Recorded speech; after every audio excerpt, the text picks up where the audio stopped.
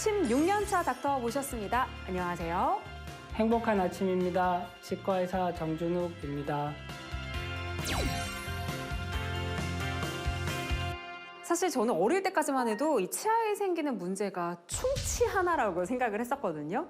근데 치아에 생기는 문제가 생각보다 훨씬 더 많더라고요.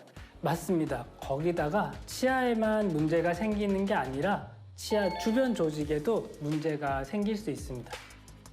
대표적인 질환이 바로 치주염인데요. 치주염이요? 네, 치아를 둘러싸고 있는 잇몸과 잇몸 뼈인 치조골에 염증이 생기면서 점점 이 치조골이 소실되기도 합니다. 어떤 이유 때문에 이 치주염이 생기는 걸까요? 굉장히 다양한 원인이 있는데 그 중에서도 가장 흔한 원인은 치태와 치석입니다. 치태와 치석은 누구나 다 지금 저도 가지고 있는 이 문제가 치주염까지 만들 수 있다고요? 네, 그렇습니다. 양치 후에 남아있는 음식물 찌꺼기가 치아면에 필름처럼 붙어서 세균이 증식하는 단계를 치태라고 하고, 치태가 돌처럼 단단하게 치아면에 붙은 것을 치석이라고 하는데요. 치석이 있는 곳에 치태가 있고 그 부위는 언제든지 잇몸 염증이 발생할 수 있는 상태라는 겁니다. 아, 그렇군요. 그러면 여기서 닥터의 깨알 퀴즈 드립니다. 네, 좋습니다. 어떤 건가요? 치태와 치석은 양치만 잘 해도 없앨 수 있다? 맞을까요? 틀릴까요? 정답은 우리가 양치의 중요성은 너무나 잘 알고 있잖아요. 아닌가요? 네, 정답은 반은 맞고 반은 틀리다입니다. 아, 그렇군요. 보통 치태는 올바른 방법의 양치만으로 제거할 수 있습니다. 그러나 치석의 형태가 되면 양치를 아무리 해도 제거할 수 없습니다. 이때는 치과에서 스케일링 치료를 해야만 치석과 함께 치태를 제거할 수 있습니다. 6개월마다 스케일링을 받는 것이 가장 이상적이고요. 치석이 많이 부착되는 사람은 3개월을 주기로 스케일링 치료를 하는 게 좋습니다.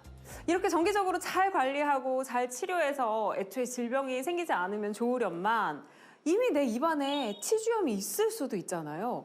그렇게 되면 어떤 치료를 해야 할까요? 치주염의 증상이 비교적 경미한 경우에는 스케일링만으로도 치주염 증상을 상당 부분 완화시킬 수 있고 치주염의 진행 속도를 늦출 수도 있습니다. 그러나 치주염의 증상이 심한 경우에는 스케일링 후 잇몸 치료를 해주어야 합니다.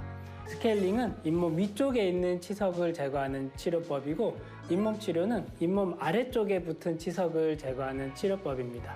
그러니까 스케일링과 잇몸 치료는 한 세트라고 볼 수 있죠. 근데 정말 심각한 경우가 있잖아요. 그럴 때는 어떻게 치료하나요? 이럴 때는 아쉽지만 발치를 해야 합니다. 발치까지요?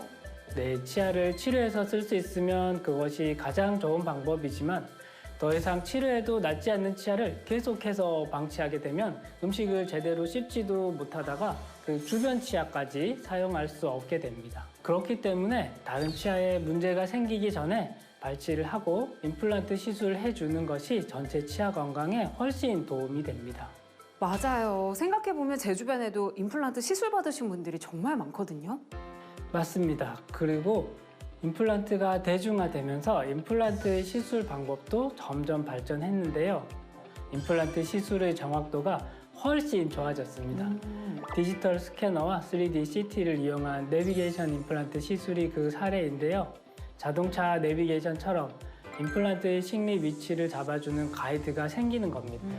무엇보다 잇몸을 절개하는 방식이 아니라 임플란트가 들어갈 수 있는 작은 크기의 구멍만을 내어서 임플란트를 씹는 무절개 방식이므로 출혈이 적고 통증과 붓기가 기존 임플란트 방식에 비해 적기 때문에 연령대가 높아 장시간 수술이 부담스러운 환자, 골폭이 좁아 정확한 시술이 필요한 환자들에게도 선택하기 좋은 치료법입니다. 자, 마지막으로 우리 닥터하우스 공식 질문 드리겠습니다. 치과 정준욱 닥터님이 꿈꾸는 목표가 있다면 어떤 게 있을까요?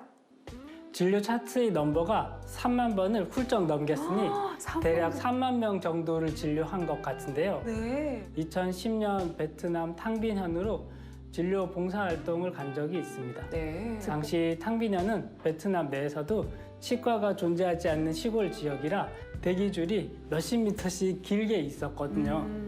칫솔을 처음 본다는 아이도 있었고 아이들의 치아 상태도 너무 나빠서 치료하면서도 마음이 너무 아팠습니다.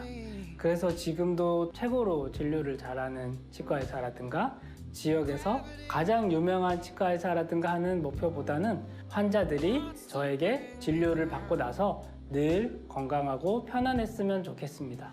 네, 어디서도 들을 수 없었던 정준욱 닥터님의 진솔한 이야기 감사합니다. 닥터하우스가 늘 응원하겠습니다. 감사합니다.